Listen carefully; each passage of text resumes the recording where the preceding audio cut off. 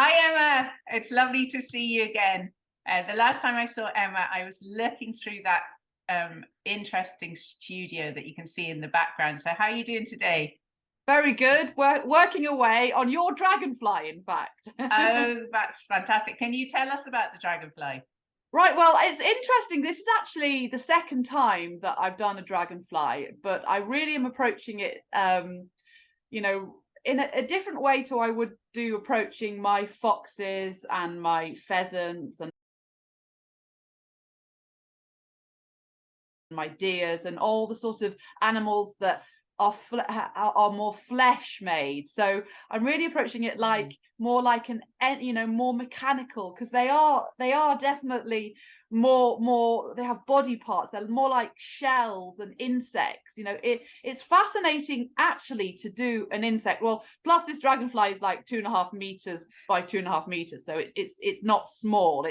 It's not a tiny little thing. So I'm looking at photographs and taking them apart and making, like these are the starts of body parts. Yes, so it's sort of articulated, isn't it? A dragonfly. It's sort of Yeah, it's like a pieces. helicopter. It is, Yeah, absolutely. So I think yeah. that's why it's going to be such a, or I mean, the real word is awe-inspiring. That's overused, obviously. But I mean, we see dragonflies and we say, oh, they're very, very pretty. But when somebody's going to see your sculpture, which is 2 meters, over 2 meters long, that will be awe-inspiring because you see how it's articulated like, a I piece of. think, yeah, I think also the fact that you're dissecting nature and making it big to our understanding. So, it's wonderful to sort of whereas, say, for example, when I'm making my foxes and my hares and my deers, they're all life size. This is not. This is 1,000 times life size. So it's a different approach. I was thinking about the Beetle car yesterday, actually. And it's funny because they really did design the Beetle car from a beetle. I didn't And so know that. Yeah. yeah. So from you look back at the old Beetle, when they initially designed it, and that's what I say. The shapes need to be quite. They really need to be very with foxes head, you could be a bit more organic. With these, they do have to match on either side. They have to be reasonably symmetrical, even though most nature is very symmetrical and quite perfect. But I just have to push myself that bit harder to sort of get it to sort of be more mechanical than organic in a way. But it's Yes, and fun. I think I'm enjoying it. good, because I mean, the idea really is if you play with scale, you can get people to think suddenly differently about nature and get an idea of the wonder of nature, because a dragonfly obviously Yeah. is very small, and realize exactly, what we have at the moment and what actually we're losing very quickly. So, Yes. yeah, so tell us about the actual making of it and the materials and what's going on at the moment. I can see some wings in the background there. Yes, yes. Can you see some wings in the background? So, can you see, because the sun's shining a little bit today, so you can sort of see. So, in Yes. fact, they are even looking when you see there. They look like they're very transparent, but in fact, they're quite heavy. They're not unheavy. So these are made out of stainless steel. Yeah, so for Which the is people that are listening to the podcast, we're doing an accompanying YouTube video. So you have to search up Burren Nature Sanctuary on YouTube, and we'll have an accompanying video, which is really exciting. yeah, so you can actually see. But yeah, so a very fine wire. So I've created, like, the wings, for example, are like about nearly 1 meter 70, 2 meters. There's 4 of them. That's what's taking me the time, because dragonflies have 4 quite similar sized wings, and I'm winding wire sort of very, very finely onto the framework that I've built. And then the body then is the same, creating a sort of an armature, which I then overlay with stainless steel wire, apart from the eyes, which I'm going to do in bronze wire, and I'm going to patina them in with copper sulfate to make them green, which is the only sort of colors that I can get, because a patina is metal's natural way to protect itself, and it stays on the metal, so anything else wouldn't so it's organic. It's its way of organically coating itself to protect itself from the elements. Yeah, so it's an organic, it's a natural organic process that's It's a process, it's only going yeah. to flourish. And you see, we obviously had to consider these sculptures are going to be outside, and we want longevity to be there. And this material is only going to flourish outside. Yeah, I mean, when I decided to go into garden sculpture, you know, I'd seen my mom for years struggling with ceramics and other things, even wood outside. And, you know, our elements, particularly an island, rain, sunshine in one day, you know, is quite hard on material. So it's so hard. I mean, I've just been thinking lately of all the people that put in wooden decks and yeah, you know, broken their shoulders basically, because Ireland does not suit timber really outside. It will dissolve quite quickly. Yeah, so the three sculptures, we've got copper, the steel and bronze, and then a stone. Yeah, stone of course would be another very good one. Yeah, stone is ideal. So can you tell us a little bit about your background and how you started in sculpture, and a bit about the pieces you've already made, which is so wonderful? Yeah. Oh, it's a funny journey, but it's quite quick. I mean, I always loved art. When I was at college, I did all arts. I got very good grades. I said to myself, right, I want to make some money. So I decided to do fashion marketing. So I did a 4-year degree in fashion marketing, went over to Paris on my first job, 5 years in Paris in fashion, then over to Hong Kong, and then eventually to Ireland. And it was really coming to Ireland was a reason because I had a Parisian dog who I loved so much, and I I needed to live in the country, and it really basically draws me back to nature, and that I needed nature in my life. I had to be, you know, I had to see my little puppy running around on grass, and of course in central Paris there's no grass, so I came to Ireland. So can you tell us, in case the listeners are just hanging on that, what was the dog and what was his name or her name? He was called Harry, and he was a Griffon Basset Vendine, which is a gorgeous little French dog with like a Cairn Terrier, but pretty and a little bit more shaggy, and longer bodied. They have these sort of long bodies, and he was just such a character. So he lived here in Greystones with me for a good 10 years, I'd say. Yeah. So we didn't say at the beginning, because I normally place it for people. We're in Galway on the west of Ireland, and you are in beautiful County Wicklow. Yes, so that's the east. So the Garden of Ireland, is that what you call it? And it is a Garden of Ireland. Yes, it is. Yeah. So you've got Glendalough, you've got Roundwood, you've got, you know, a lot of beautiful beaches along the coast. Yeah. So let's get back to the story. You came back to Ireland. You mentioned your mother was a sculptor. Well, after I was working for Michael H, making fashion clothes for a good 13, 14 years here in Ireland, but it just didn't make it through the recession. So my mother actually turned to me and said, there's a chap over here in the UK, and he's doing these sculptures of wildlife. And she said, when you were 16, you made me a dinosaur out of chicken wire in the garden. She was a teacher. And she said it was perfect. You didn't even have to look at a picture. And I did. I just got out of it. My mom said, oh, I need for the float, for the school parade, I need a dinosaur. So I made her a diplodocus or something like that. And I don't think I even looked at it. And she said, you can do this, Emma. So I did. I wanted to stay at home. Yeah, I wanted to stay because I had a little boy. I just had a little boy. And then I had another little boy. So I really had to find a way that I could work at home and look after them, rather than when I was working in the fashion jobs, I was still having to travel an awful lot with a young child, and it was hard to leave him out behind. Yes, very hard. So you've got a lovely studio at the back of your house now, which is a great space and full of light, and Yeah, it's a great workshop. Yeah, so I've been working away on my sculptures now for the last 10 years. What was So the first one you did after the dinosaur? okay, so I started, yeah, just with a pair of wires and snips. So yeah, very quickly got into it. I think what I can't remember. That's an interesting question. Probably a chicken, a load of chickens, because that was the sort of the thing. But then I realized I was targeting A at a higher flock of chickens, a excuse flock me. of chickens. Yeah, sorry, a flock of chickens. Yeah, chickens. Yeah, and then I quickly got into hares. A lady came over to me and she commissioned me for a hare.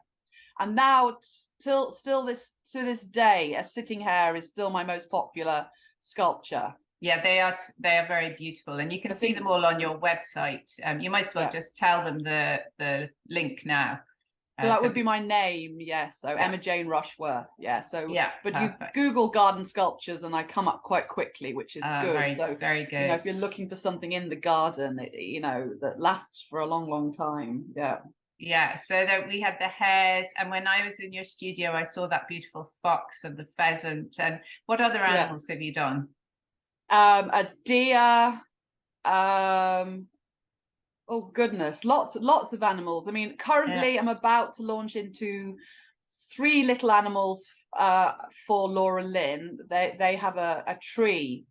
Yes, would you tell everyone about that, because that really is. I'd say that's my project at the moment. This year I've done lots of quite a few public projects, but at the moment this is the one that's sort of getting quite a lot of longevity, because they initially came to me wanting to create this memorial tree, but it was obviously it's such a sensitive, difficult thing to approach, that it had to be approached so well, and so they're a little nervous whether it would work. But the wonderful thing is that it really has worked. And can you tell? I suppose our listeners may not know what Laura Lynn is if they're not from Ireland. So Laura Lynn is a hospice for children who have life. You know, that they go there to die. And it's a wonderful, bright place. It's full of lots of lovely little rooms that look onto gardens, because it's so hard for the parents, you know, that they need constant help. So the nurses and everything are there 24/7. They live there on the site.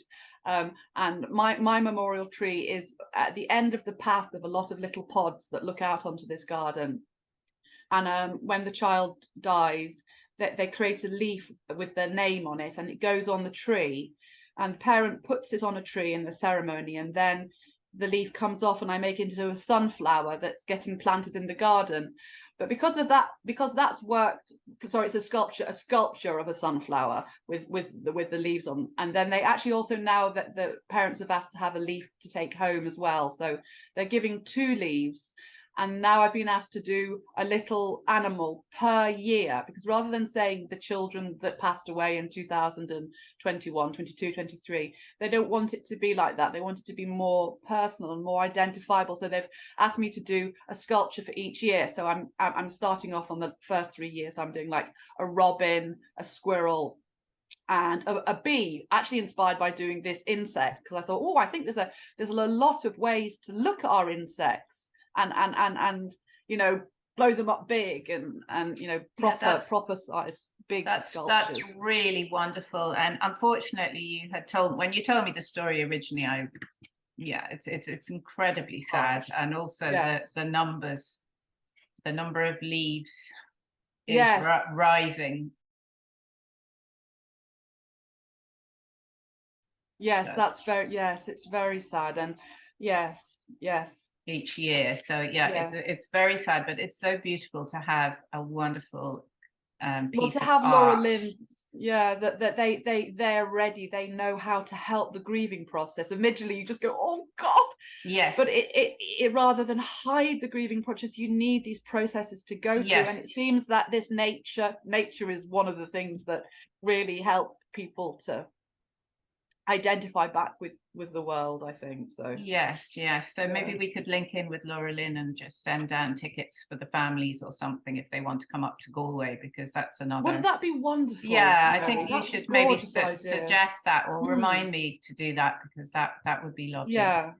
Yeah. So yes, so that's wonderful you're doing that project. And our Dragonfly, which obviously isn't in situ at the moment, we've had all these ideas. We've been wondering how, brainstorming, I suppose, how to place the Dragonfly, because it's going near the Turlock, which is a disappearing lake. It empties every day. And originally we were thinking, should it be in the Turlock? And then my husband was saying, you were saying, how deep is it? My husband was saying, oh, 2.5 meters. And I said, well, I don't know if it's exactly 2.5 meters. So I went and borrowed a kayak.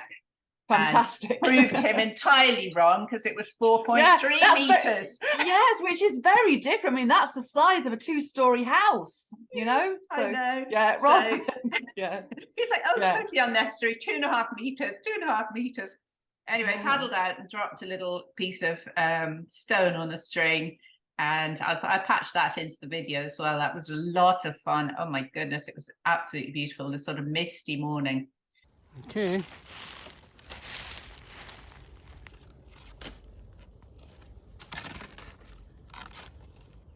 Okay, here we go. I want to try and measure the depth of the toilet. Lindsay and Martin, I hope you appreciate this.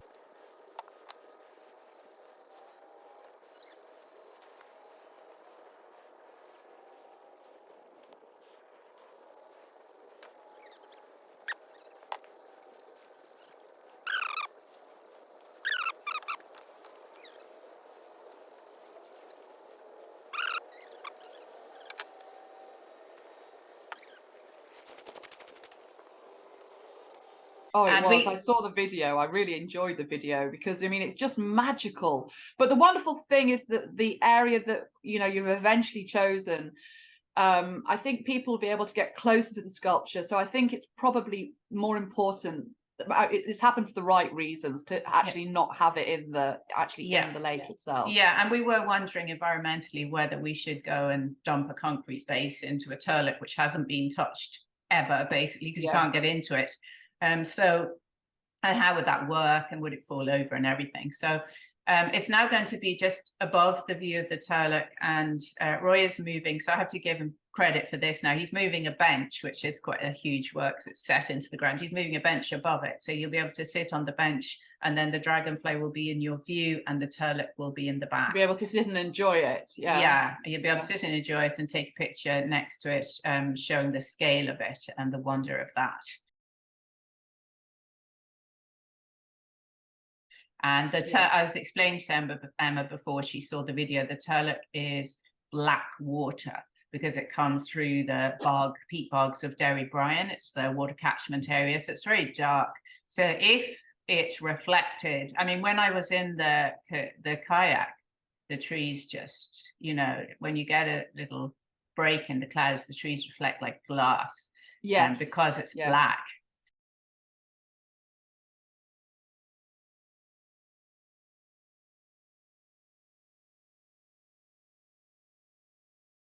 So I don't know if there will be reflection from where we're putting it, but it's still going to be. It's going to be stunning because of the gold. The silver you can't really see when there's a lot of busyness visually behind you, but when there's going to be black and green behind it, it's going to be very, very visual. Yeah. So definitely. Yeah. It's very exciting, and I've now found a friend who has a drone because he took some photos. And we were talking about transporting it, because you said you had some lovely pictures of your deer. When you transported the deer on your trailer, it's quite funny because the deer go onto the trailer and you drive them around the country and they do look extraordinary. Like, yeah, I mean, you know, everybody's like, what's that? Yeah. You can't, because it's so obscure, you know. There's and particularly, I suppose, with the deer, he's such a character. He's so lifelike. They're like, what? She got in the back of her trailer. Yeah. So, and then you stopped, and when it was snowing, and you put him out in the woods for some pictures, which was beautiful.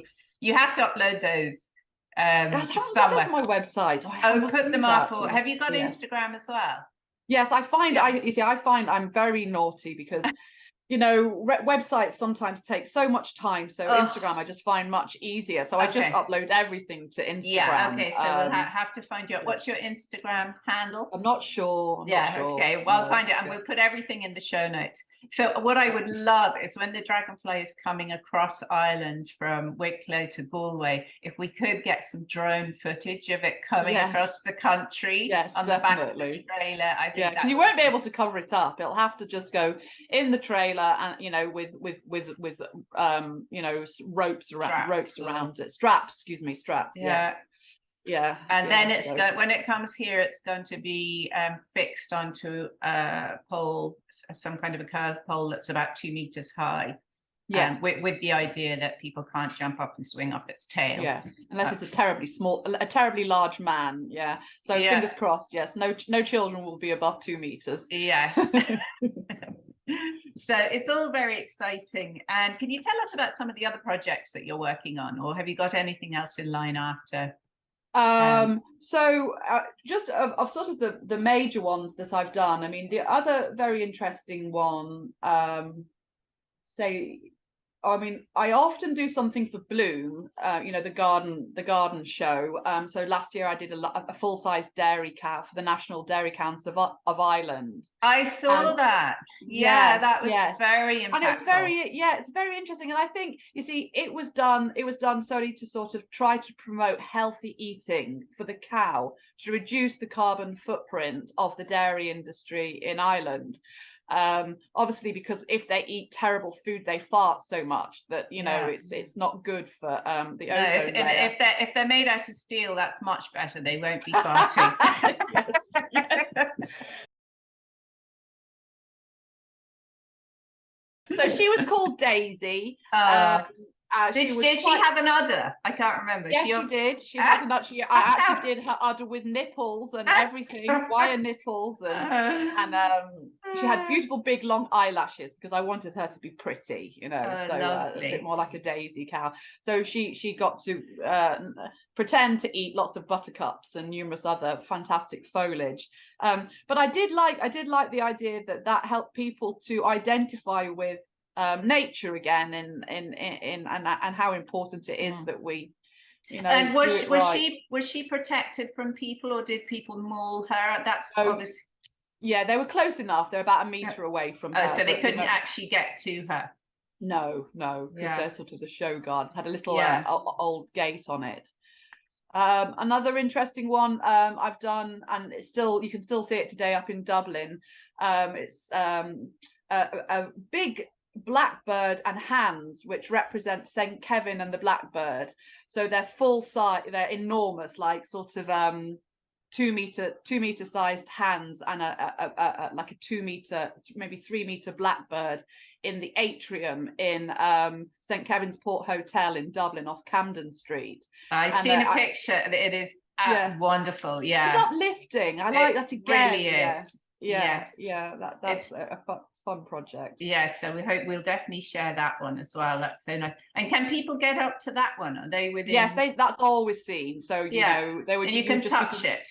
No, it's too high, so it's up on an atrium. So it's about 3 meters. It's a fabulous renovation they did where you know, the hotel looks very small from the front. It's in an old Georgian or what house, but normally you'd go back through the house, and they've linked it onto another house. So it's a big modern atrium. It's worth going in for where is it exactly? It's Camden Street, Dublin. Camden Street. So it's right in the centre of Dublin. It's a Weatherspoons hotel. Okay, wonderful. Yeah. And you had a sad little story about a Tidy Towns committee who lost a pheasant.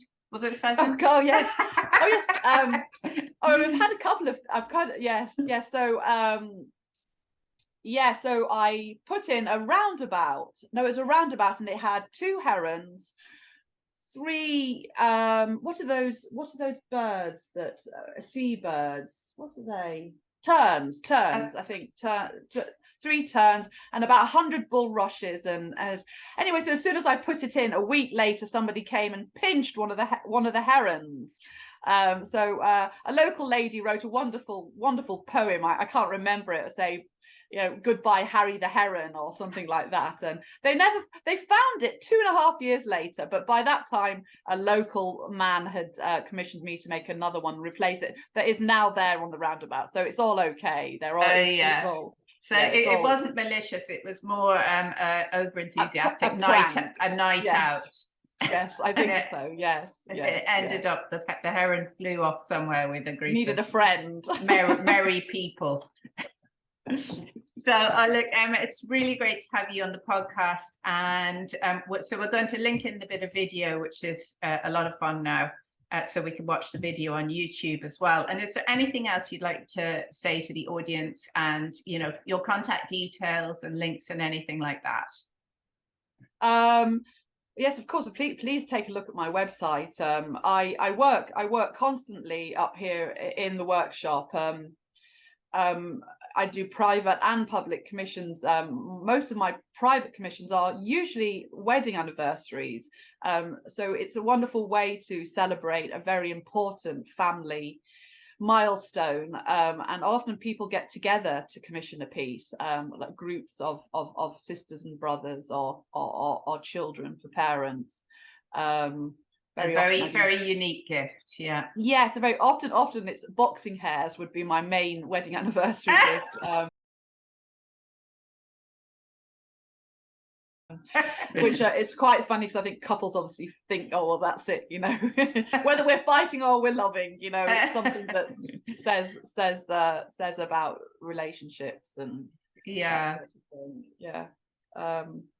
So that's great. So tell us what stage you're at with the Dragonfly, and when do you think it might be flying over to Galway? Yes, well, so it'll go from sort of being all in bits to suddenly just magically coming together. So I've got to work all on his body now. Paul has actually done his stand. It's sort of what we call his centrifuge. So we've got the structure that we're going to then place all the shell, all the skeleton as such on, and then the wings are almost finished, and then he'll suddenly just appear, hopefully. Yes. So I'd say over the next couple of weeks he'll be looking almost ready, almost finished. And Paul is Paul your helper elf? Paul's my husband, yes. So he's your husband. He's my husband. Shout out to Paul. Yeah, shout out to Paul. He's not there at the moment. He's round the corner. He does all the welding for me. So I'm busy with just the weaving. So everything needs a good structure. So he's quite good on the engineering side, because I just think, why can't this 20 kilo fairy or dragonfly or whatever fly 2.5 meters high? And you know, it's not necessarily always that easy. No. So when you said it to him originally, okay, there's going to be a massive dragonfly, so will you be able to sort that out? What was his reaction? Well, he said when I said to him, oh, Mary's told me that the turn looks 4 meters high, 4 meters deep. What? We can't do it. Oh God! You know. So it's lucky we got that out of the way anyway at the start. Yes. Yeah.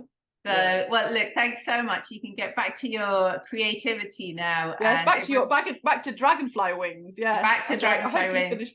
Finish those today, but yeah, lovely to talk, and thanks very much. Yeah, and it was thank you so much for having me to the workshop. I was teaching the apprentice jockeys about environmental awareness, sustainability, and they all passed. Oh, brilliant! Congratulations. Yeah, so I got away for a couple of hours and I came across the mountains, which was absolutely beautiful, because I was in Naas, I didn't want to go into Dublin traffic, so I came across the Wicklow Mountains, which are where they're always burying the bodies in Fair City. And God, yes, they are. That's true, isn't it? Oh dear. But apart from that, they're absolutely beautiful. And I thought, well, I won't meet any traffic here, and it was completely deserted. The mountains are beautiful, and then in the middle, of course, it's a red light, and they're doing roadworks. But apart from that, no, it was wonderful. And then came over I think the it's hills. down the valley, isn't it? Down There's the valley, mostly- and what's that pointy mountain? Sugarloaf. Is it Sugarloaf. Sugarloaf? Yeah, Yes, Sugarloaf. right Yes. past the Sugarloaf, which is fascinating. I think you said it could be limestone, but it's sort of something like I don't know. It almost looks like sugar on the top because Yes. of the limestone. But I mean, you can climb that in an evening on a summer evening. It's the most wonderful thing to just go up, climb to the top, and you're often slightly above the clouds, which is lovely. it's and it's very rocky. extraordinary. Yeah, very extraordinary. rocky. So that would be a lovely place if you're visiting Ireland, or if you're visiting Wicklow, to go all the Well, way you know, around there. Wicklow has been voted the top destination in the to visit by in the universe. Well, no, where was it in Europe? I think it's Europe. I'm not sure. Anyway, it's very nice. If you It's want to up. visit It's Wicklow. up there. It's up there. It is. Yeah. It is. And There's lots to Galway's see. close behind. Yes, No. Galway. I'm sure it's close behind. So look, thanks so much for talking to us, Emma, and I hope the listeners enjoy it, and I hope everybody goes on to the YouTube video and sees all of Emma's lovely work, and we'll put up pictures on Instagram, things like that. Yes, I'll take on any challenges, even for 2.5, 3 meter dragonflies. There you go. Exactly. Any challenges, the better, and the bigger the better. So poor old Paul. Poor old Paul. Yes, exactly. he's arrived now. Get him to wave. Can he come in and just wait, Paul? Come on, wave. Oh no, he's gone. It's okay. You don't have to brush your hair. It's hilarious. Is he an alien? No, he's there. Hello. Hi. Thanks so much. I'm the real star. Yeah. Thanks for the welding. Thanks for the welding, Paulie. Okay. Thanks so much for your time, Emma, and we'll talk to you again soon. Okay, thank you. Thank you very much. Bye. The following bit of video is a tour around Emma's studio. It's so lovely to look in your workshop. It's very exciting. Look at the beautiful workshop, everybody. I'll just do a little tree. We've got Mr. Fox here. Oh, look at Mr. Fox. And we've got a sly pheasant over there we can see in a minute, and a heron. Oh, the heron. And we won't look at that quite yet. Oh, fairies. And this beautiful He's a pheasant. friend of the fox, believe it or not. They're a two-piece that are going to a garden here in Wicklow, actually. Going to a garden in Wicklow. Yes. So, can you tell us about the piece you're doing for the Burren Nature Sanctuary? Right. So we started on our dragonfly, and I've sketched him out on the floor. And he's going to be quite impressive. He's going to be quite big. Now I've extended the tail really, he's nearly 2.5 meters long. So, that gives him a real elegant feeling. And here's a start. So there'll be four wings. So by the time we get all 4 wings on him, it's the sort of size that you'll feel like a dragonfly. That's the idea, that it's big enough that you can sort of feel that. And he'll mostly be stainless steel, so this would be like sort of coming down onto his body. I